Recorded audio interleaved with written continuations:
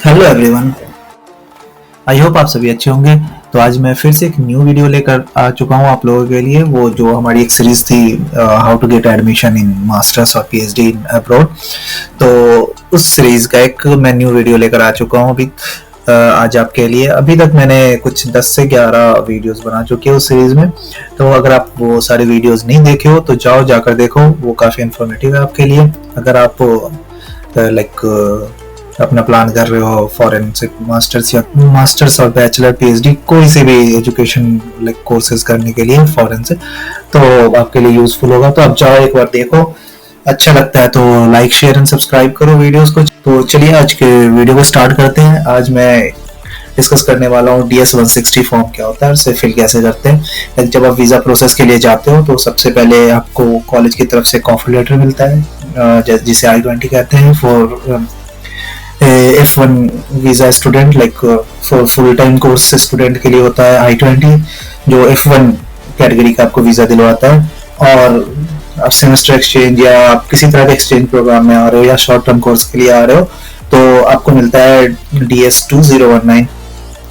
ठीक है, तो वो J1 वीजा के लिए होता है। तो सबसे पहले यूनिवर्सिटी से आपको I-20 मिलेगा। I-20 के बाद I-20 के ऊपर सेविस भी होता है। मान लो कि आप 10 यूनिवर्सिटी से पढ़े हो, मान लो कि आपको 10 यूनिवर्सिटी से ऑफर लेटर आया है, 10 यूनिवर्सिटी से आप I-20 ले चुके हो, तो आप अब जिस यूनिवर्सिटी में ज्वाइन करना चाहोगे, जिस यूनिवर्सिटी में आप जाना चाहोगे अपनी हायर स्टडीज को परस्यू करने के लिए, उस यूनिवर्सिटी का आपको सेविस फी पे करना पड़ेगा। लेकिन आपको हर I-20 फॉर्म के ऊपर एक सेविस, मतलब एक जो यूनिक सेविस आईडी दिया होगा।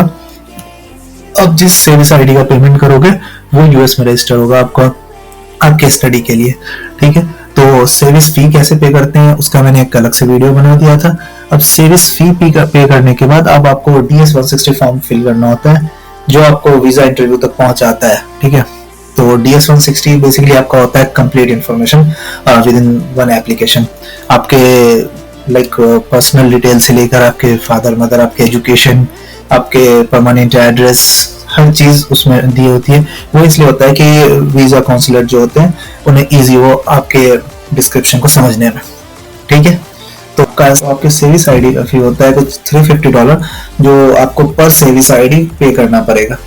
ठीक है, तो $350 वो हो गया। जब मैं पे किया था 350 था, अब शायद इन्फ्लेशन के हिसाब से एडजस्ट कर दे, वो शायद बढ़ा दे घटा दे, तो आप देख लेना। उसके बाद होता है DS-160 फॉर्म, और उसके बाद जो आपका वीजा इंटरव्यू प्रोसेस है, DS-160 फॉर्म का पेमेंट जो होता है वो होता है $160।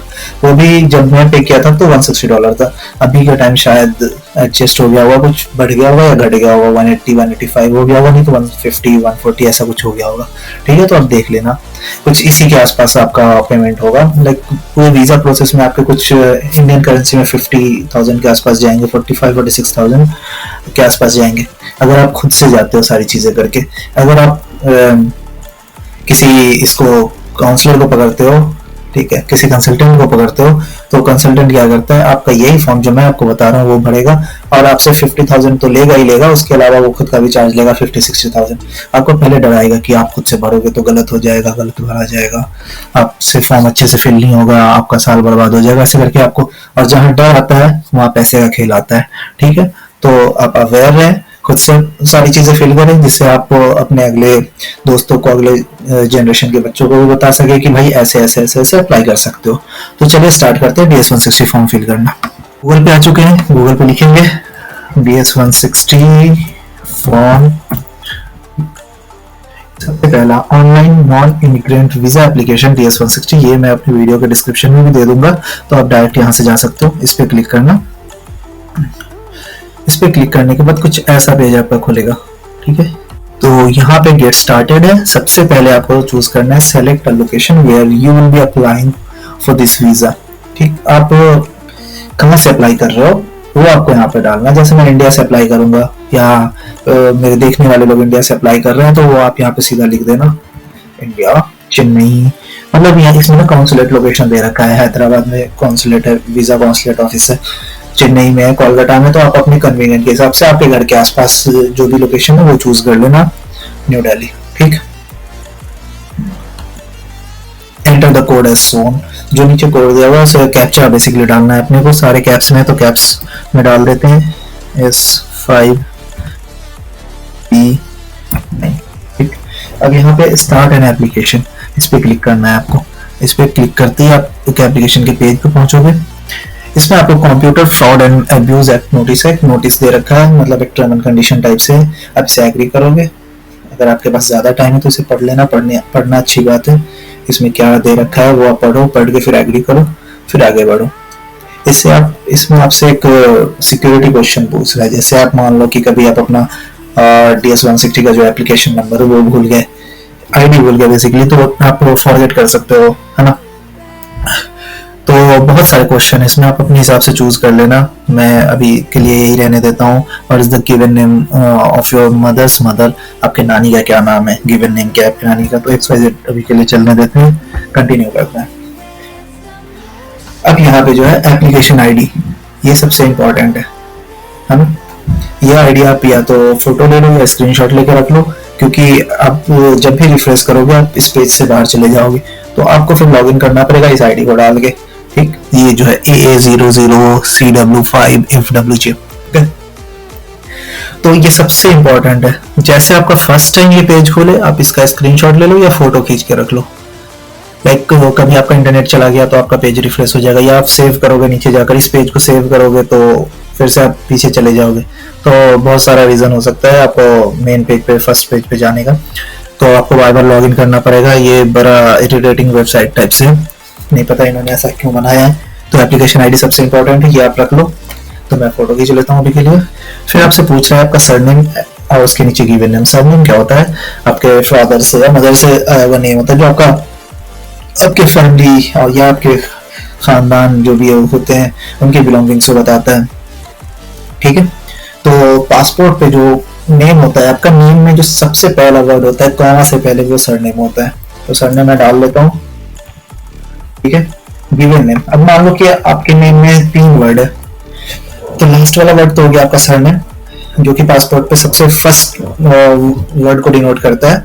उसके बाद कॉमा के बाद जो भी चीज पासपोर्ट पे लिखा होता है वो होता है फर्स्ट नेम और सेकंड मिडिल नेम कर लो आप उसको। ठीक है, मान लो आपके नेम में 3 नेम है, राम, श्याम और राहुल। ठीक, ऐसे आपका नाम है राम, श्याम, राहुल। तो राहुल हो गया आपका सरनेम, राम और श्याम मिलाकर जो हो गया वो आपका गिवन नेम हो गया यहाँ पे अभी के लिए। ठीक है, तो मैं कुछ लिख देता हूँ, गिवन नेम। मान लो इसको पूरे कम पढ़ेंगे क्या, अरमान हुदा हुदा। ठीक है, तो सरनेम मेरा हुदा हो गया और शुरू का जो 2 वर्ड है वो हो गया गिवन नेम में।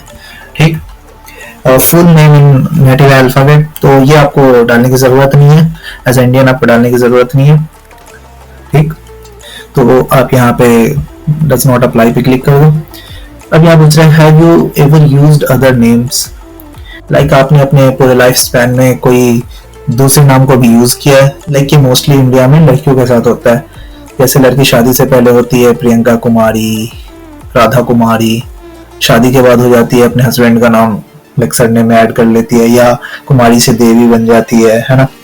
तो उस टाइम आपको प्रॉब्लम आता है। तो अगर आपने अपने नाम में कभी भी दूसरा नाम अपने लाइफ स्पैन में यूज किया है तो यस पे क्लिक करना, नहीं किया तो नो। ठीक है, मैं जैसे जैसे आपको स्टेप बता रहा हूँ आप फॉलो करते जाओ, कोई प्रॉब्लम नहीं आएगी, क्योंकि मैंने खुद से फॉर्म भरा है तो मैं कॉन्फिडेंट हूँ। तो आप भी यहाँ पे कॉन्फिडेंट रहो, टेंशन लेने की जरूरत नहीं है। फिर do you have a telecode that represents your name, ठीक है, ये पूछ रहा है। तो अपने कंट्री के लिए कोई टेली कोड नहीं होता आपके नेम को रिप्रेजेंट करने के लिए, तो आप उस पर नो क्लिक कर दो। फिर यहाँ पे आपसे आपका सेक्स पूछ रहा है, तो आपका जो भी सेक्स हो, मेल हो फीमेल, वो फिल कर देना। आप मैरिटल स्टेटस, आप अगर शादीशुदा हो तो मैरिड, ठीक है। आप single, widows, divorced, legally separated, other, जो भी चीज हो आप उसमें से चूज कर लेना। अभी मैं सिंगल हूँ तो सिंगल पे क्लिक कर लेता हूँ। आपसे date and place of birth पूछ रहा है, आप लाइक कहाँ पैदा हुए और कब पैदा हुए। तो आपका जो भी date, legal date of birth है जो आपके आधार कार्ड पे 10th के मार्कशीट पे होगा वो आप डालना, ठीक है। आपका मान लो कि मोस्टली लोगों का होता है क्या है कि डेट ऑफ बर्थ है 97, लेकिन 10th के मार्क्स पे 96 या 98, 2000 दे रखे हैं, तो अपना 97 वाला डेट ऑफ बर्थ मत डाल देना, जो आपके डॉक्यूमेंट में वो फिल करना, ठीक है। अब आप कहाँ पैदा हुए थे, किस सिटी में, तो वो डाल देना। तो कन्वीनियंट होता है अगर आपके पास बर्थ सर्टिफिकेट नहीं है। बर्थ सर्टिफिकेट ऐसे मतलब इस पूरे प्रोसेस में कभी नहीं मांगता। अगर नहीं है आपके पास बर्थ सर्टिफिकेट तो आप अपने जो परमानेंट एड्रेस का सिटी है वो डाल सकते हो, क्योंकि वो पासपोर्ट पे आपका डिस्प्ले हो रखा होता है कि आपका सिटी कौन सा है। पासपोर्ट पे 3 चीज होता है आपके एड्रेस में, सिटी, स्टेट और डिस्ट्रिक्ट, आई गेस। तो आप वैसा डाल सकते हो। तो मैं सिटी डाल देता हूँ, ठीक है। स्टेट आपका जो भी है स्टेट डाल दो। कंट्री पूछा आप किस कंट्री से हो, तो इंडिया, ठीक। फिर आप नीचे जाओगे, सेव कर सकते हो। सेव करोगे तो आप फर्स्ट पेज पे चले जाओगे। तो आपको ये आईडी नंबर याद होना चाहिए। अगर नहीं याद है तो आपको फिर से फॉर्म फिल करना पड़ेगा पूरा का पूरा, ठीक है। तो सेव करने से पहले वो आईडी याद कर लेना। अब क्या है, नेक्स्ट पर्सनल पेज पे चले जाओ। नेक्स्ट पेज पे, पेज नंबर 2 पे देखो, यहाँ से यहाँ तक की जितनी चीजें है ना, personal 1, personal 2, travel companions, previous year's travel, address and phone, passport, US contact, family, work, education, training, security and background, ये सारी चीजें आपको फिल करनी पड़ेगी, ओके। तो पर्सनल 2 इसमें पूछ रहा है रीजन ऑफ ओरिजिन, नेशनलिटी आपसे पूछ रहा है, तो आप किस कंट्री का नेशनल हो, तो इंडिया। यू होल्ड और have you held any nationality other than the one indicated above on nationality, like आप इंडिया वालों के लिए तो ऑप्शन नहीं है डुअल नेशनलिटी रखने का, लेकिन आप बहुत सारे कंट्री से हो, डिफरेंट कंट्री से, तो वहाँ वो अलाउ करते हैं डुअल नेशनलिटी रखने का। तो आपके पास तो ऑप्शन ही नहीं है, आपके पास एक ही इंडियन नेशनलिटी है, तो आप यस नो पे क्लिक कर लो।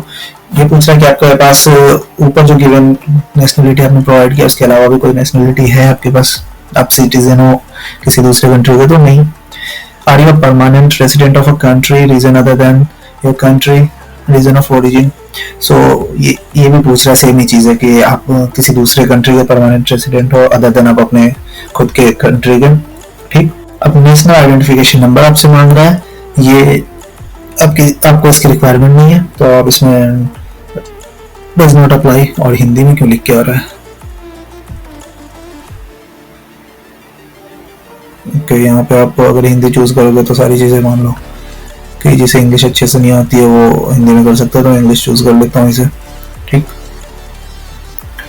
वो बार बार में जहाँ पे भी क्लिक कर रहा था तो हिंदी में लिख के आ रहा था। यूएस सोशल सिक्योरिटी नंबर, अभी आप यूएस पहुंचे नहीं हो तो ये आपको मिला नहीं है। ये सबसे इंपॉर्टेंट चीज़, जैसे अपने कंट्री में आधार कार्ड होता है ना, आधार कार्ड से आपका हर चीज़ लिंक होता है, तो वैसे यूएस में एसएसएन से सब चीज़ लिंक होती है।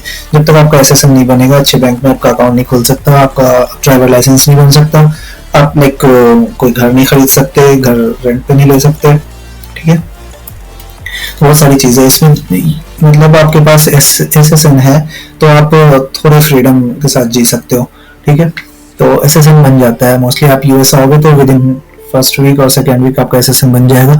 एसएसएन की वजह से, एसएसएन बनने के बाद आप अगर बैंक में क्रेडिट कार्ड में एसएसएन दे रहे हो, क्योंकि बिना एसएसएन के तो ये सारी चीज़ें बनेगी नहीं आपकी, तो आप दे रहे हो तो आपका क्रेडिट हिस्ट्री बनेगा। क्रेडिट हिस्ट्री बनेगा तो आप लोन पे सारी चीज़ें ले सकते हो। अगर आपका क्रेडिट हिस्ट्री अच्छा बन रहा है तो आप car, bike, mobile phone, electronics, कोई भी गैजेट, घर लोन पे ले सकते हो, ठीक है। तो अभी तक आप यूएस पहुंचे नहीं हो तो इस पर आप क्लिक कर देना, does not apply. US tax payer ID number, आप यूएस से हो नहीं तो अभी तक आपको आईडी नंबर मिला नहीं है टैक्स पेयर आईडी नंबर, तो डज नॉट अप्लाई लिख देना, फिर नेक्स्ट पे क्लिक करो। यहाँ से ट्रैवल डिटेल पूछ रहा है, ट्रैवल इन्फॉर्मेशन, लाइक आपने कभी ट्रैवल किया है नहीं किया है, ठीक है। तो सबसे पहले purpose of trip to US, तो वीज़ा क्लास होता है, बहुत सारा वीज़ा होता है, F1, F2, J1 है ना, H1B, बहुत सारे वीज़ा कैटेगरी होते हैं, तो आप देख लेना, ठीक है, देख लेना, बहुत सारे हैं। तो आपको यहाँ पे F चूज़ करना है, एकेडमिक और लैंग्वेज स्टूडेंट, अगर आप पढ़ने आ रहे हो, या आप J1 वीज़ा पे आ रहे हो तो यहाँ पे J भी है, एक्सचेंज विजिटर, ठीक है। तो डिफरेंट कैटेगरी होता है, ट्रैवलर हो, ठीक है, आप घूमने आ रहे हो, टूरिस्ट हो, तो उसके वीज़ा है, तो आप उसके अकॉर्डिंग देख लेना, आप जैसे भी आ रहे हो, ठीक है। तो मैं यहाँ पे अभी के लिए F चूज कर लेता हूँ, एकेडमिक एंड लैंग्वेज स्टूडेंट। अब मोर स्पेसिफिक क्वेश्चन है कि आप बताओ आप किस चीज़ पे आना चाहते हो। तो आप अगर स्टूडेंट हो तो F1 वीज़ा पे आ रहे हो, ठीक है। मैं जैसे स्टूडेंट हूँ F1 पे आऊँगा, मेरे पास अगर मेरी वाइफ है, स्पाउस, तो वो F2 पे आएगी। अगर मेरे पास बच्चे हैं, ठीक है, मान लो मैं शादीशुदा हूँ, मेरे बच्चे भी हैं, तो वो भी F2 पे आएंगे। तो आप खुद के लिए अप्लाई कर रहे हो तो F1, अगर आप अपने वाइफ और बच्चे के लिए अप्लाई कर रहे हो F2। ठीक है। Have you made specific travel plan, ये पूछ रहा है कि आपने कोई स्पेसिफिक ट्रैवल प्लान बना रखा है, डाल देना नो, आपने कोई अभी तक स्पेसिफिक ट्रैवल प्लान नहीं बना रखा है। ठीक है। अब आप इंटेंडेड डेट ऑफ अराइवल, तो आप ना मैक्सिमम 1 मंथ पहले तक का दे सकते हो। जैसे आपको आपकी क्लासेस स्टार्ट हो रही है मान लो 21 अगस्त से, तो आप 21 जुलाई तक का डेट दे सकते हो, मतलब आप 1 महीने का स्पैन दे सकते हो उसके बीच में। ठीक है। तो कुछ भी डाल देता हूँ मैं अभी 2024। अब आपसे पूछ रहा है intended length of stay in US, तो आपके नाम जो भी आपका I-20 फॉर्म होता है उस पर दिया होता है कि आपको कितना दिन के लिए कॉलेज अलाउ कर रहा है। तो मोस्टली 5 ईयर होता है एज अ स्टडी पर्पस, तो आप 5 ईयर डाल सकते हो। ठीक है। अब यहाँ पूछ रहा है address where you will stay in the US, तो आपके जो भी I-20 फॉर्म होता है उस पर एड्रेस भी दिया होता है, कॉलेज का एड्रेस, तो आप वो डाल देना। स्पीड 1 पूरा सही से डालना, जो भी कॉलेज का एड्रेस होता है सेम टू सेम। ठीक है। न्यू हैम्पशायर स्टेट है, सिप कोड अगर आपको याद है तो डाल दो, नहीं तो कॉलेज के एड्रेस पे दिया होता है 03824। ठीक है। अब पूछ रहा है person entity paying for your trip, आप जो जा रहे हो उसके लिए कौन पे कर रहा है आपको, तो आप यहाँ पे सेल्फ चूज करोगे। सेल्फ आप अपने पैसे से जा रहे हो ना अभी, तो आप खुद का चूज करोगे। ठीक। अगर आप मान लो आपको कोई स्पॉन्सर कर रहा है, जैसे आप जॉब के लिए जा रहे हो, आपको कंपनी स्पॉन्सर कर रही है, तो आप यहाँ पे लिखोगे employer in the US, present employer, other company organisation, तो देख लेना। तो अभी आप पढ़ने जा रहे हो तो सेल्फ लिख दोगे। नेक्स्ट पे क्लिक करते हैं, आगे चलते हैं, देखते हैं क्या पूछ रहा है। Persons travelling with you, are there other persons travelling with you, अगर आपके साथ आपके बीवी बच्चे भी ट्रैवल कर रहे हैं तो आप यस क्लिक करना और पीछे F2 उनका सेलेक्ट कर लेना। अगर आप अकेले हो तो नो क्लिक करना। फिर यहाँ पे स्टार्ट हुआ है प्रीवियस यूएस ट्रैवल इंफॉर्मेशन, तो यूएस में अगर आप कभी आ रखे हो पहले तो उन सारी चीज़ों के बारे में पूछ रहा है। तो अगर आप कभी नहीं आए हो तो आपके लिए बेनिफिशियल है, आपका इंटरव्यू थोड़ा इजी जाएगा, आप डाल देना। अगर आए भी हो तो कोई प्रॉब्लम नहीं है ना। अगर आए हो लाइक आप टूरिस्ट वीज़ा पे आ रखे हो तो भी आपके लिए इजी है, वो समझेंगे कि हाँ ये यूएस घूम चुका है, यूएस के कल्चर को समझ चुका है पहले, तो भी इजी है। ठीक है। तो बस आप अगर आए हो तो उसके अकॉर्डिंग फिल करना, नहीं आए तो उसके अकॉर्डिंग फिल करना। जैसे have you ever been in the US, तो मैं कभी नहीं था तो नो लिख देता हूँ। Have you ever been issued a US visa, आपको कभी भी यूएस का वीजा इससे पहले, अभी जो अप्लाई कर रहे हैं अभी से पहले कभी इशू हुआ, तो मैं लिख देता हूँ। Have you ever been refused a US visa or been refused admission to the United States or withdrawn your application for admission at the port of entry? तो ये बेसिकली पूछ रहा है कि आपने कभी यूएस वीजा अप्लाई किया और वीजा रिफ्यूज हो गया, या आपको एडमिशन देने से यूएस के लाइक स्टेट्स के कोई भी कॉलेजेस जो है वो उसने मना कर दिया, या आपने एप्लीकेशन फॉर्म विड्रॉ किया है। तो ऐसा मैंने कभी नहीं किया तो नो कर देना। ठीक है। इन सारी चीज़ों में नो करने ज़्यादा बेटर है, लाइक आप ज़्यादा से ज़्यादा क्वेश्चन से बचोगे। Has anyone ever filed a immigrant petition on your behalf with the United States Citizenship and Immigration Services? तो ये बोल रहा है कि आपको सिटीजनशिप के लिए आपका इमिग्रेशन किसी इमिग्रेशन पिटीशन किसी ने फाइल किया है, तो नहीं कभी नहीं किया किसी ने। ये सब तो हाइपोथेटिकल टाइप का क्वेश्चन है मेरे लिए, है ना। तो आप इसमें नो में क्लिक कर देना। अगर आप किसी भी कैटेगरी में लाई करते हो तो उस पर यस क्लिक कर देना। ठीक है। जैसे इसमें लाई करते हो तो यस क्लिक कर देना। ठीक है। आपको एक्सप्लेनेशन मांगेगा, एक्सप्लेनेशन देना पड़ेगा आपको। ठीक है। जो भी चीज़ें, तो नो क्लिक कर दो। ठीक। मोर देन लाइक 90% 95% स्टूडेंट्स जो है ये नो कैटेगरी में लाई करते हैं। कुछ 1-2% जो है इसमें से कुछ 5 क्वेश्चन में से एक आधे क्वेश्चन में यस में लाई करते होंगे, तो वो आप उसके अकॉर्डिंग यस क्लिक करना और आप अपना रीजन देना। नेक्स्ट एड्रेस एंड फॉर्म पे चलते हैं। आपका होम एड्रेस पूछ रहा है, ठीक है, होम एड्रेस। तो आपका होम एड्रेस जो है, जो भी है, या तो आप पासपोर्ट से लिख दो या आप अपने आधार कार्ड से लिख दो। तो ज्यादा अच्छा होता है पासपोर्ट से लिख दो। पासपोर्ट पे जो भी एड्रेस दिया हुआ है उतना ही लिखो। बेसिकली होता है कभी इमरजेंसी हुआ तो आपसे, आपके घर वालों से ये कांटेक्ट कर सकते हैं। तो स्ट्रीट एड्रेस जो भी आपका स्ट्रीट होगा, स्ट्रीट लिखना। उसके बाद स्ट्रीट एड्रेस लाइन 2 है, ऑप्शनल है, इसमें आप लिख सकते हो। नहीं लिखने का मैंने नहीं लिखो, कोई नहीं बोल पूछने वाला आपसे क्यों नहीं लिखा आपने, ठीक है। सिटी पूछ रहा है, सिटी लिख दिया। स्टेट पूछ रहा है, आप किस स्टेट से हो, तो स्टेट बिहार, ठीक है। स्टेट से पहले आप अगर कंट्री चूज कर लोगे तो ज्यादा इजी होगा। कंट्री चूज कर लिया इंडिया। अब आपसे zip code, zip code basically आपका पिन कोड होता है, यहाँ जिप कोड बोलते हैं, नहीं पता क्यों। तो आप पिन कोड डाल दो आपका जो भी है,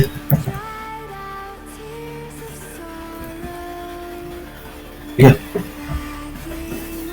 एड्रेस पूछ रहा है, is your mailing address the same as your home address. जैसे बहुत लोगों का क्या होता है कि उनके एक परमानेंट एड्रेस उनके गांव में होते हैं, लेकिन वो पूरी फैमिली के साथ जो है किसी शहर में शिफ्ट हो जाते हैं, ठीक है। तो उस सिनारियो में आपका मेलिंग एड्रेस दूसरा हो जाएगा और आपका एक परमानेंट एड्रेस, जो आपका एड्रेस नहीं पूछा जाएगा अगर डिफरेंट है तो आपसे फिर से पूछा जाएगा दूसरा एड्रेस, ठीक है। तो मेरा दोनों एड्रेस सेम है, मेलिंग एड्रेस और परमानेंट होम एड्रेस दोनों सेम है, तो उस पर मैंने इस पे क्लिक कर दिया। अब आपसे प्राइमरी फोन नंबर, जो इंडिया में आपके पास खुद का फोन नंबर है, और वो आपसे पूछा जाएगा, तो वो आप डाल देना कुछ भी।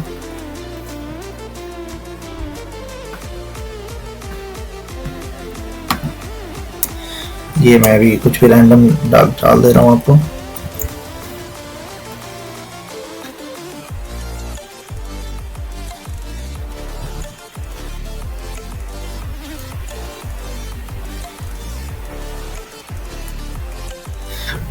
रैंडम फोन नंबर मैंने डाल दिया आपके लिए, आप यहाँ पे कुछ भी चूज कर लेना, ठीक। सेकेंडरी फोन नंबर अगर आपके पास है तो डालो, नहीं है तो डज नॉट अप्लाई पे क्लिक कर दो। वर्क फोन नंबर, जैसे आप जॉब पे हो तो वहां पे कोई फोन नंबर है आपका, तो आप डालो इसमें, नहीं तो डज नॉट अप्लाई कर दो, ठीक है। अब पूछ रहा है have you used any other phone number in the last 5 year. तो आपसे पूछ रहा है कि आपने इस 5 साल में कोई दूसरा मोबाइल नंबर यूज किया है, कोई दूसरा सिम कार्ड यूज किया है। तो अगर आपने यूज किया है तो यस क्लिक करना। मोस्टली लोगों के पास 2 फोन नंबर होता है, तो आप यस यूज कर देना और एडिशनल फोन नंबर डाल देना यहाँ पे, ठीक है।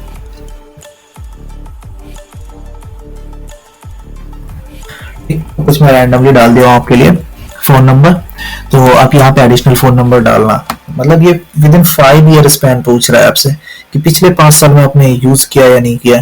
तो ज्यादातर लोगों के पास, क्योंकि आपके पास जो भी मोबाइल फोन आता है उसमें डुअल सिम जो भी आता है सपोर्ट करते हैं, तो इसलिए मोस्टली लोग 2 सिम यूज करते ही हैं। अब यहाँ पे ईमेल एड्रेस पूछ रहा है, आपको अपना ईमेल एड्रेस दे देना है, तो आप कुछ ऐसा दे देना ईमेल एड्रेस, ठीक है। Have you used any other email address in the last 5 year? अगर आपके पास 2 ईमेल एड्रेस है तो आप दोनों का जो भी डिटेल है वो प्रोवाइड करना, अगर नहीं है तो नो, ठीक है। मेरे पास पिछले 10 साल से एक ही ईमेल एड्रेस है, तो मैं नो पे क्लिक कर दिया हूँ। अगर आपके पास है तो यस प्रोवाइड करना। आप जितनी ज्यादा ट्रांसपेरेंट रहोगे इनके साथ उतना ईजी होगा आपके लिए वीजा इंटरव्यू में, ठीक है। अब आपसे सोशल मीडिया आपका पूछ रहा है कि आपका सोशल मीडिया अकाउंट क्या है। तो मैंने प्रोवाइड किया था इंस्टाग्राम और फेसबुक, तो आप फेसबुक प्रोवाइड कर सकते हो। फेसबुक की आईडी आपसे पूछेगा कि आपकी फेसबुक की आईडी क्या है, तो यहाँ पे अपना फेसबुक का लिंक प्रोवाइड करना। वो जो आपके आईडी का लिंक होता है ना, HTTP करके आपके आईडी का लिंक होता है जो आपके फेसबुक के होम पेज पे ले जाता है, तो वो वाला आप एक पुट करोगे।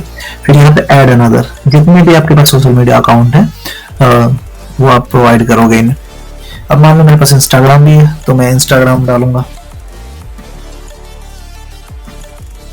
ठीक है। इंस्टाग्राम का फिर आपका आईडी जो होता है, इंस्टा आईडी यहाँ पे प्रोवाइड करना, ठीक।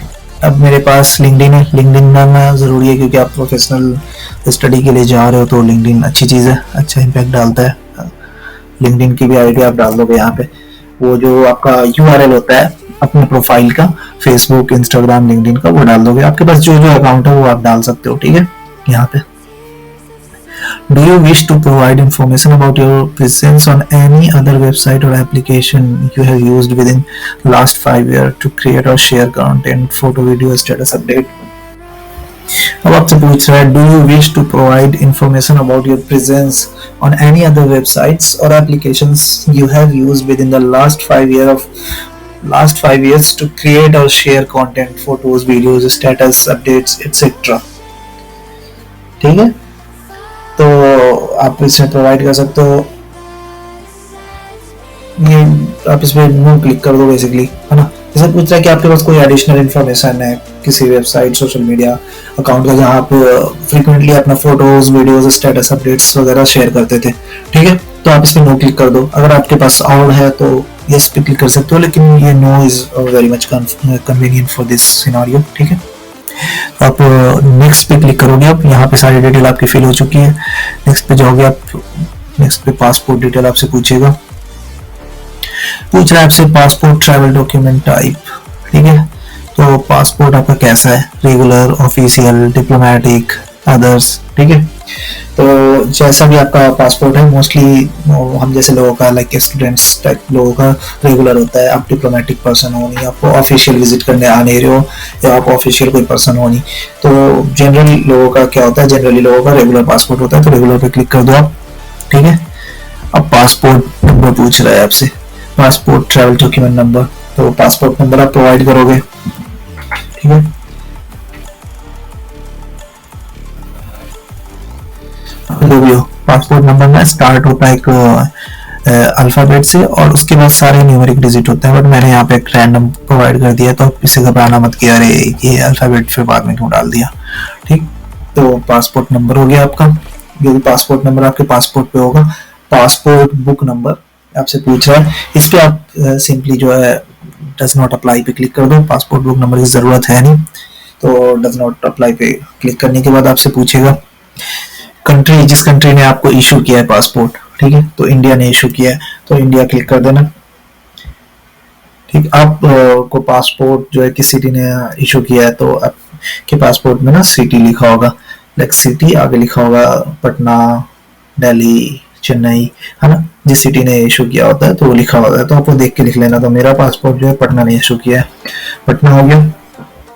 स्टेट, ठीक है, स्टेट आपका पटना ने इशू किया है, तो स्टेट ऑब्वियसली बात है बिहार होगा, तो बिहार में लिख दे रहा हूँ। आपका जो भी स्टेट होगा आप उसके अकॉर्डिंग लिख देना। कंट्री इंडिया, ठीक है। पासपोर्ट पे ना पासपोर्ट इशू होने का डेट लिखा होता है और पासपोर्ट की एक्सपायरी डेट लिखी होती है, तो इशुएंस डेट और एक्सपायरेशन डेट आपको यहाँ पे प्रोवाइड करना पड़ेगा। तो कुछ 10 साल का स्पैन होता है, जब से पासपोर्ट आपका इशू हुआ है जिस डेट से, उस डेट से अगले 10 साल तक आपका पासपोर्ट वैलिड होता है। तो 10 साल का डेट लिखा होगा, उस पर कुछ इशू होने का लिखा होगा। मान लो कि मेरा 2018 में इशू हुआ और एक्सपायर हो जाएगा फेब 2028 में, ठीक है। कोई भी पासपोर्ट नहीं पता, इंडियन पासपोर्ट तो ऐसा नहीं होता जिसका एक्सपायरी डेट नहीं हो। इंडियन पासपोर्ट आपको 10 साल के लिए मिलता है। फिर आपको क्या करना होगा कि पासपोर्ट को रिन्यू करवाना होगा जाके पासपोर्ट ऑफिस में।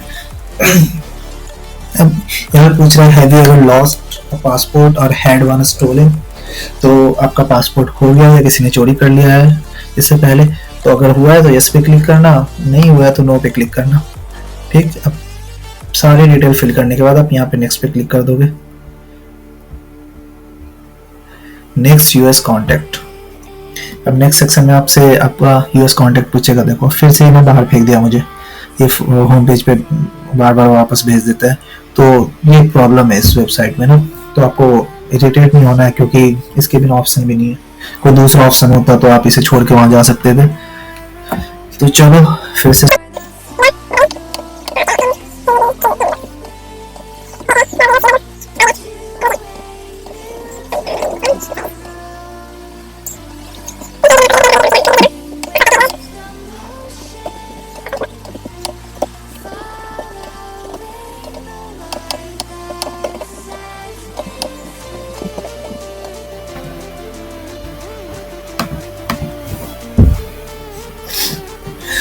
अब यूएस कॉन्टेक्ट नंबर आपसे पूछ रहा है, US point of contact information है ना, तो कॉन्टेक्ट पर्सन और organisation in the United State. तो आपके I-20 फॉर्म पे एक कॉलेज का एड्रेस विथ मोबाइल नंबर वगैरह सब चीज़ दिया होता है, ठीक है। या नहीं तो आप कर सकते हो, आपके लाइक आप PhD करने जा रहे हो तो आप यहाँ पे सुपरवाइजर का नाम दे सकते हो अपने, सबसे इजी है। आप अपने सुपरवाइजर का सरनेम और गिवन नेम और सारी चीज़ें प्रोवाइड कर सकते हो, ठीक है। तो मान लो आपके सुपरवाइजर का सरनेम XYZ है, या आपके I-20 फॉर्म पे गिवन होता है आपके लाइक यहाँ के ऑफिस अटेंडेंट का नंबर या किसी स्टाफ का नंबर विद उनका नाम गिवन होता है, ठीक है, इंटरनेशनल ऑफिस वाले का। तो आप उसके अकॉर्डिंग उनका नाम और उनके रिलेशनशिप आप यहाँ पे प्रोवाइड कर सकते हो। जैसे उनका मान लो सरनेम XYZ है, गिवन नेम XYZ में डाल दे रहा हूँ अभी के लिए, ठीक है। आप अगर नहीं जानते हो तो डू नॉट नो भी डाल सकते हो। ऑर्गेनाइजेशन नेम तो आप यूनिवर्सिटी का अपना नाम डाल सकते हो, ठीक, यूनिवर्सिटी का फुल नेम आप अपना डाल सकते हो। रिलेशनशिप टू यू, आपके साथ उनका रिलेशनशिप क्या है, ठीक। तो आप यहाँ पे एक ऑप्शन है स्कूल ऑफिशियल, तो स्कूल ऑफिशियल डाल सकते हो या अदर डाल सकते हो। अगर आप किसी फ्रेंड को जानते हो तो फ्रेंड का नाम डाल सकते हो। ये तो मैं बोलूँगा कि नहीं डालो, क्योंकि क्या होता है वीज़ा इंटरव्यू के टाइम अगर आपके फैमिली मेंबर फ्रेंड्स होते हैं तो एक थोड़ा सा डर का इम्पैक्ट पड़ता है उनके पास।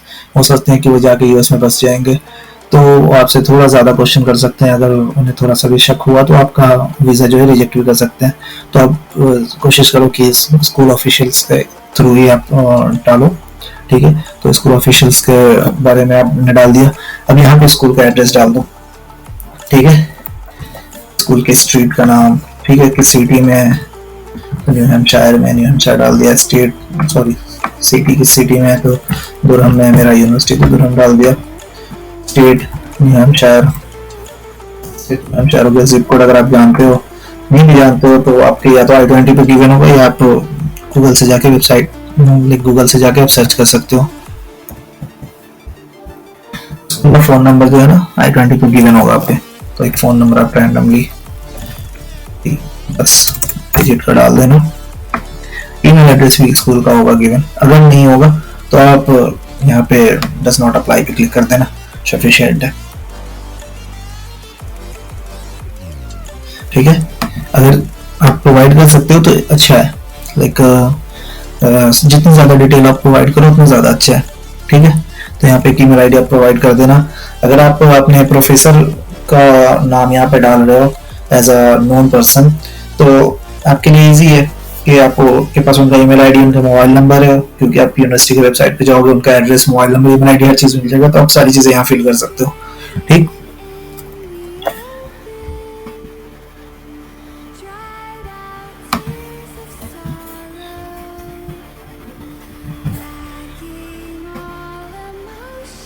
यहाँ से आपके फैमिली का इंफॉर्मेशन ले रहा है, लाइक आपके माँ बाप का इंफॉर्मेशन आपसे मांगेगा। तो father school name and date of birth पूछ रहा है आपसे, तो फादर का सरनेम आप डाल देना, ठीक।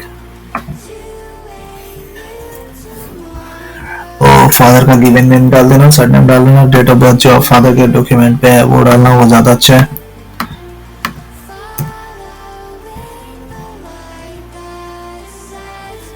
फादर इन द US, अगर आपके फादर US में तो आपको फोर्सफुली यहाँ पे यस क्लिक करना पड़ेगा, अगर नहीं है तो आप नो क्लिक करो, ज़्यादा अच्छा है।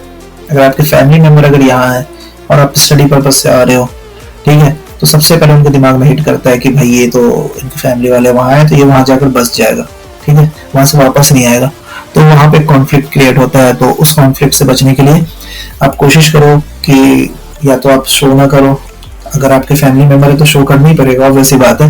जिनके फैमिली मेंबर नहीं है उनके लिए ज़्यादा इजी है, तो ठीक है। यहाँ पे आप नो पे क्लिक करना, फिर आप अपने मदर के बारे में लिखना, तो आपकी मदर का सरनेम जो भी है वो डाल देना, गिवन नेम डाल देना, डेट ऑफ बर्थ मदर का डालना है यहाँ पे।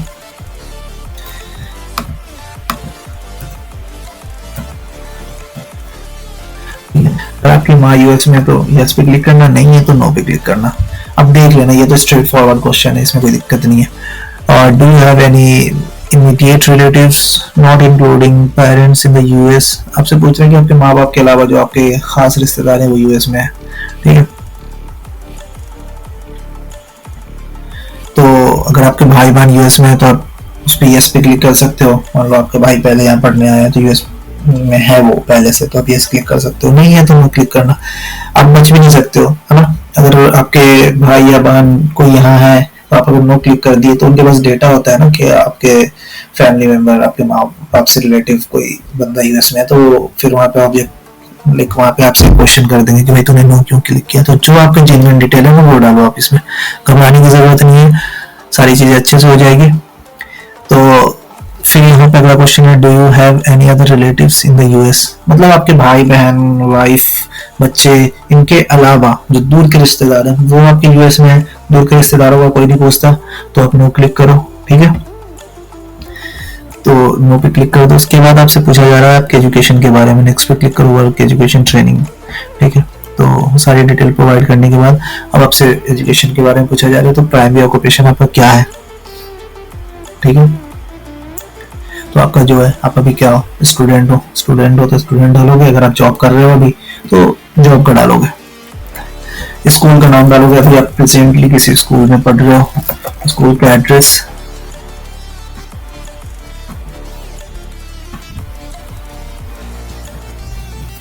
ठीक है।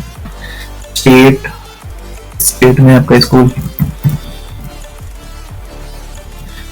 यूनिवर्सिटी था हिमाचल प्रदेश में, हिमाचल प्रदेश। और जिप कोड आपको डालना है, तो जिप कोड जो भी हो आपका वो डाल देना। स्कूल का फोन नंबर डालना है, खुद का यहाँ पे मत डाल देना।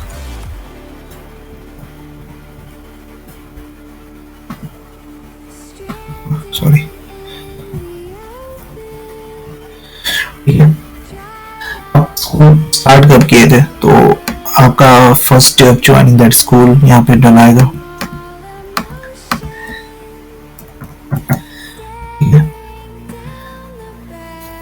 आप उसी यूनिवर्सिटी से, जैसे मैं मास्टर्स कर रहा था तो मास्टर्स में जो स्टाइपेंड मिलता है कुछ, तो अगर आपको मेरे जैसा सिनारियो आपके साथ है, कुछ स्टाइपेंड मिल रहा है, मंथली इनकम आप कुछ कमा रहे हो, तो आपको लिखना पड़ेगा। जैसे मुझे मिलता था 12,400 रुपये पर मंथ, तो फिर आपको डिस्क्राइब करना पड़ेगा कि I am a masters student in this university and I'm doing teaching assistantship for that job. I'm getting paid by Indian government or university and this amount I'm getting from those. ऐसा करके आप लिख सकते हो। एक छोटा सा paragraph आप यहाँ पे अपने बारे में डिस्क्राइब कर सकते हो कि आपको पैसे किस लिए मिल रहे हैं और कहाँ से मिल रहे हैं, है ना। यहाँ पर अब आपसे पूछ रहा है वर यू प्रीवियसली एम्प्लॉयड, अगर आप पहले से कोई जॉब कर रहे थे तो यस पे क्लिक करोगे।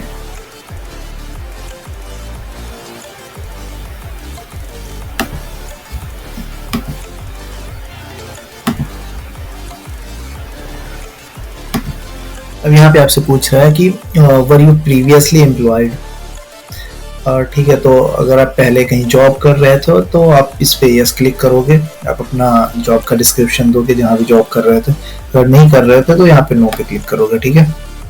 फिर have you attended any educational institutions at a secondary level और अबव, तो आप 10th या उससे ऊपर की पढ़ाई कर चुके हो तो उसके बारे में पूछ रहा है। तो ऑब्वियस बात है, अगर आप हायर स्टडीज के लिए जा रहे हो तो आप 10th 12th तो कर ही रखे हो, तो आप इस पे क्लिक कर दोगे यहाँ पे यस पे, और फिर आप अपना स्टार्ट करोगे इंस्टीट्यूट के नाम से, ठीक है। स्टार्ट करोगे आप लाइक डिक्रीजिंग ऑर्डर में ना। सबसे पहले आपने अभी अगर आप मास्टर्स कर रहे हो तो मास्टर्स का तो आपने डिटेल डाल दिया पिछले सेक्शन में, ठीक है। तो अभी यहाँ से स्टार्ट करोगे बैचलर, ठीक, उसके बाद 10th सॉरी बैचलर, उसके बाद 12th, फिर 10th।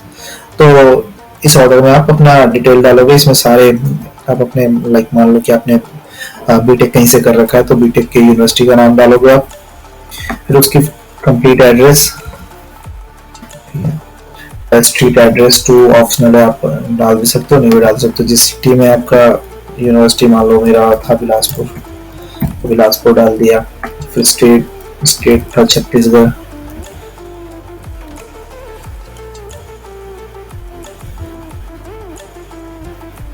ठीक है। पिन कोड आप डाल देना कुछ भी जो आपका है उसके अकॉर्डिंग, आप किस कंट्री से थे, तो इंडिया, कोर्स ऑफ स्टडी तो आप यहाँ पे डाल सकते हो। BTech in computer science, BTech in civil engineering, BTech in whatever you have completed, so आप वो डाल सकते हो। तो यहाँ पे डाल दो बीटेक या सिंपल बीटेक भी डाल सकते हो, ठीक है ना। और नहीं तो आप फुल डिस्क्रिप्शन भी दे सकते हो, आपकी मर्जी है, बीटेक इन सिविल इंजीनियरिंग या सिंपल बीटेक, ठीक है। फिर आप कॉलेज कब से स्टार्ट किए, कब तक अटेंड किए, है ना। तो फर्स्ट डे ऑफ कॉलेज से लेकर last day of the college आपको यहाँ पे फिल करना है। तो स्टार्टिंग में डाल दो आप, मान लो कि आपने 14 अगस्त से स्टार्ट किया है, मान लो 14 अगस्त 2016 से कोर्स स्टार्ट करी है अपनी, और मान लो 14 अगस्त 2020 तक आपका चला, तो ऐसा आप डाल सकते हो। फिर यहाँ पे ऐड अनदर पे क्लिक करके आप अगला डिस्क्रिप्शन ऐड कर सकते हो। बीटेक के बाद आप 12th लाइक इंटरमीडिएट आप किस चीज़ में किए हो, कंप्यूटर साइंस, सॉरी इंटरमीडिएट आप किस चीज़ में किए हो, जैसे आप इंटरमीडिएट इन साइंस और इंटरमीडिएट ऑफ आर्ट्स, ऐसा, ठीक है।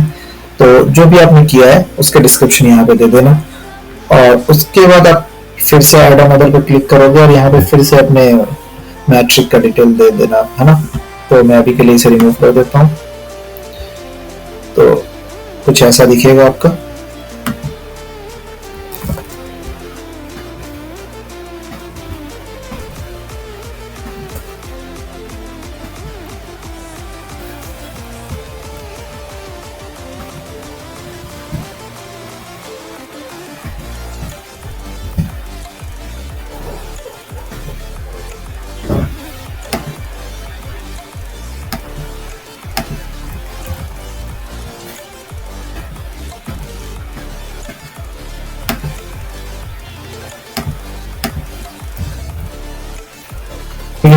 फिर उसके बाद आप नेक्स्ट पे क्लिक करोगे, और नेक्स्ट पे क्लिक करते ही हम एक अलग सेक्शन में पहुंचेंगे, उस सेक्शन के बारे में सारा डिस्क्राइब करेंगे। Do you belong to a clan or tribe, है ना। तो अगर आप किसी ट्राइब से बिलोंग करते हो, है ना, जैसे आप किसी मान लो कि पहाड़ी एरिया से हो, या आपका कोई समूह था, आपका कोई गिरोह था आपके फैमिली का, है ना। तो अगर है आपके पास, आप उस ट्राइब से बिलोंग करते हो, तो आप यस क्लिक करना, और अगर नहीं करते हो बिलोंग तो नो पे क्लिक कर देना,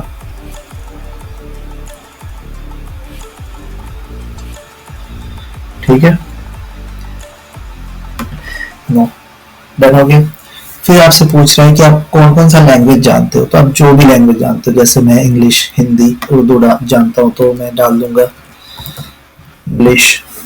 फिर ऐड अनदर, हिंदी, फिर उर्दू। अगर आप इंग्लिश, हिंदी, पंजाबी या इंग्लिश, तमिल, हिंदी, जो भी लैंग्वेज जानते हो आप वो लैंग्वेज डाल सकते हो इसमें, है ना। तो मुझे जितने लैंग्वेजेस आते थे वो मैंने यहाँ पे फिल कर दिया। फिर आगे आपसे कुछ क्वेश्चंस पूछेगा, उसका यस नो में आपको आंसर करना है। कुछ 5-6 क्वेश्चंस होंगे, है ना। तो इसके सारे के यस नो में आंसर करने हैं आपको। जैसे पहला क्वेश्चन है, have you travelled to any countries within the last 5 year, है ना। तो आपसे पूछा है कि 5 साल के अंदर आपने किसी दूसरे कंट्री में ट्रैवल किया है। अगर किया है तो इस पर क्लिक करना, इससे कोई प्रॉब्लम नहीं होता है। मैंने कभी नहीं किया है तो मैं इसमें नो क्लिक कर देता हूँ अभी के लिए, ठीक है। Have you belong to contributed to or work for any professional, social और charitable organization। तो ये अच्छी चीज़ है। अगर मान लो कि आप कभी किसी चैरिटी के लिए काम किए हो, तो आप यहाँ पे आप यस पे क्लिक करके उसका डिस्क्रिप्शन दे सकते हो, है ना, ठीक है। ऑर्गेनाइजेशन नेम लिख सकते हो। तो ये पॉजिटिव इम्पैक्ट डालता है। लाइक आप किसी ट्रस्ट के साथ काम करते हो तो वो एक अलग इम्पैक्ट यहाँ क्रिएट करता है कि आप फ्री में किसी के लिए काम किए, कुछ अच्छे काम किए आपने। तो मैंने कभी नहीं किया है, मैं किसी ऑर्गेनाइजेशन से जुड़ा नहीं हुआ हूँ, तो मैं नो क्लिक कर देता हूँ, ठीक। Do you have any specialization, skill or training such as firearms, explosives, nuclear, biological or chemical experiences. तो नहीं है, तो नो पे क्लिक कर देते हैं इसमें, ठीक है। Have you ever served in the military. तो अगर आप मिलिट्री पर्सनल हो, आपकी फैमिली में आपने कभी सर्व किया, तो यस क्लिक करना, नहीं तो नो। इन सारी चीज़ों को नो क्लिक करने ज़्यादा बेहतर है ना। Have you ever served in or been a member or been involved with a paramilitary unit? तो ये वही है, मतलब किसी ग्रुप के साथ आप इन्वॉल्व थे। तो मैंने नहीं कभी किया है किसी के साथ कोई भी काम, तो इसमें नो क्लिक कर देना। तो mostly most of the student का यही होता है कि ये 5.5-6 जो क्वेश्चंस हैं, है ना, तो इसके सारे के आंसर नो ही होते हैं। तो आप देख लेना अपने अकॉर्डिंग कि आप किस कैटेगरी में लाई करते हो, यस वाले में या नो वाले में। ठीक है, तो अब नेक्स्ट पे क्लिक करते हैं।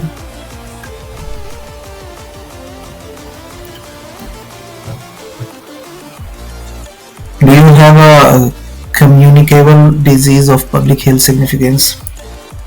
ठीक है, तो पूछ रहा है कि आपका हेल्थ रिकॉर्ड पूछ रहा है बेसिकली ना, कि आपको कोई ऐसी बीमारी हुई थी जो मतलब फैल सकती है, महामारी टाइप की पहले, मतलब तो आप देख लेना, इसमें से दे रखा है बहुत सारी बीमारियों का नाम, तो आप देख लेना इसमें से कोई सी भी बीमारी आपको अगर हो रखी थी तो आप यस क्लिक करना।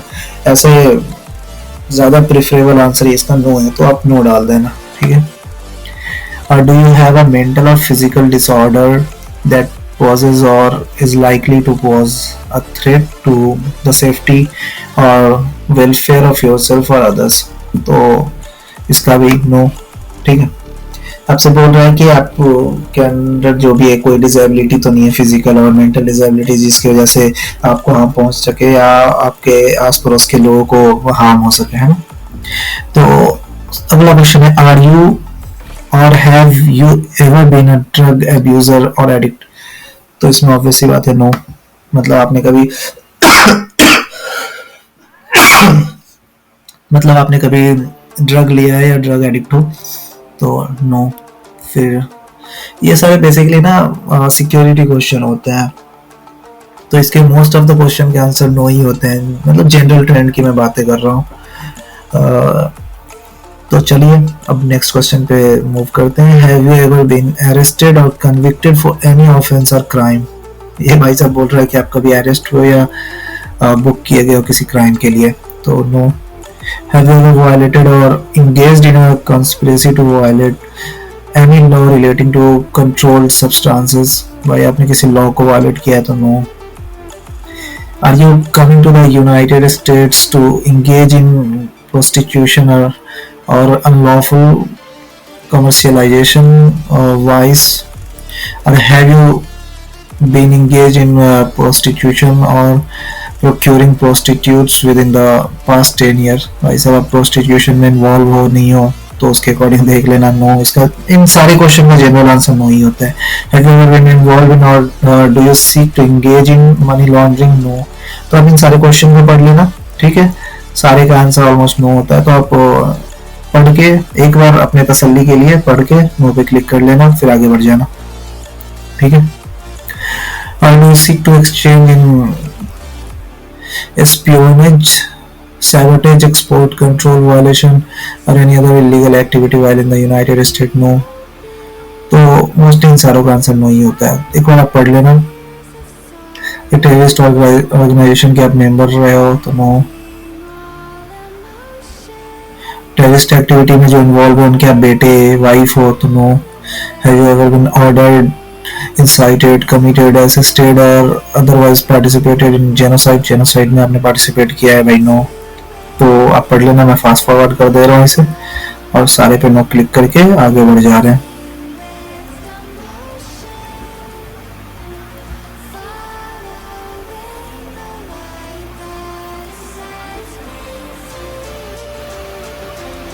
ये बोल रहा है कि आप यूएस के इमिग्रेशन बेनिफिट्स को किसी फ्रॉड तरीके से तो नहीं हासिल किया है कभी भी, तो नो कर देना। Have you ever been removed or deported from any country?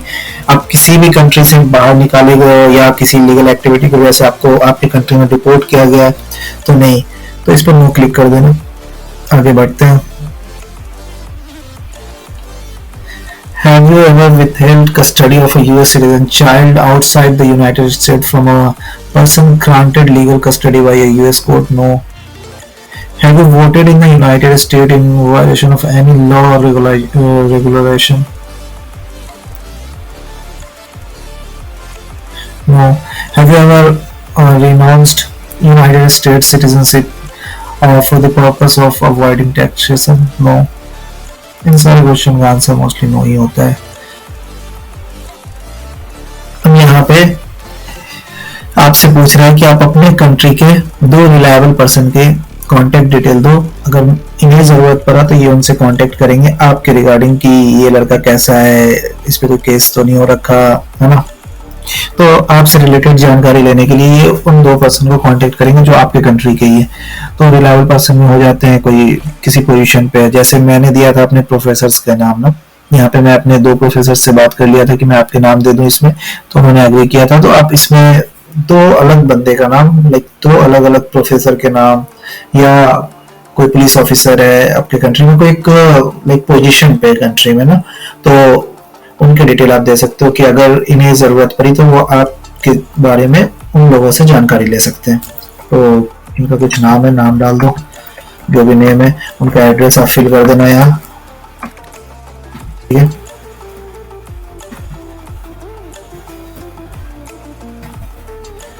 Country, आप किस कंट्री के वो आदमी है जिनका डिटेल आप दे रहे हो, टेलीफोन नंबर आप यहाँ पे प्रोवाइड कर देना, ईमेल एड्रेस।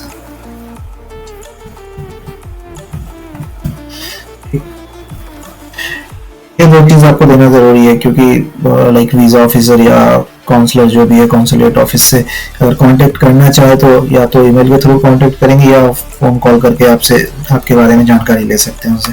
तो सेम आप यहाँ पे सेकेंड लोग के बारे में भी आप उनका पूरा डिटेल दे देना, ठीक है।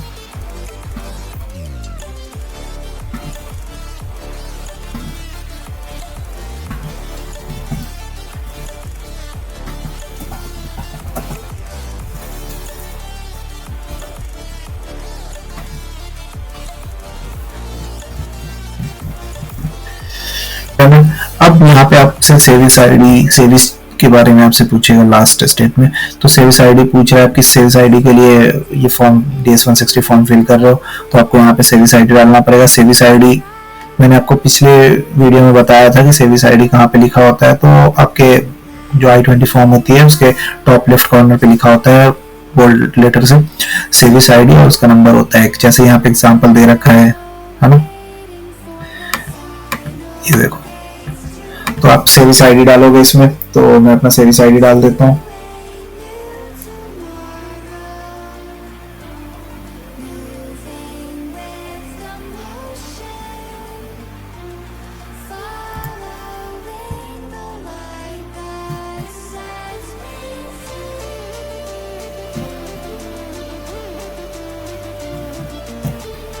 ठीक है, तो आप अपने जिस यूनिवर्सिटी में आप जा रहे हो पढ़ाई करने, उस यूनिवर्सिटी की डिटेल देनी है। तो स्कूल का नाम लिख देना, आपका स्कूल का जो भी नाम हो, मान लो मेरी यूनिवर्सिटी का नाम है UNH। अब किस कोर्स में जा रहे हो, ठीक है, तो उस कोर्स के बारे में लिख देना। जैसे मैं PhD के लिए आया था तो PhD इन सिविल इंजीनियरिंग, ठीक है। स्कूल का एड्रेस लिख देना है आपको, जो भी एड्रेस है, तो एड्रेस मैं प्रोवाइड कर देता हूँ।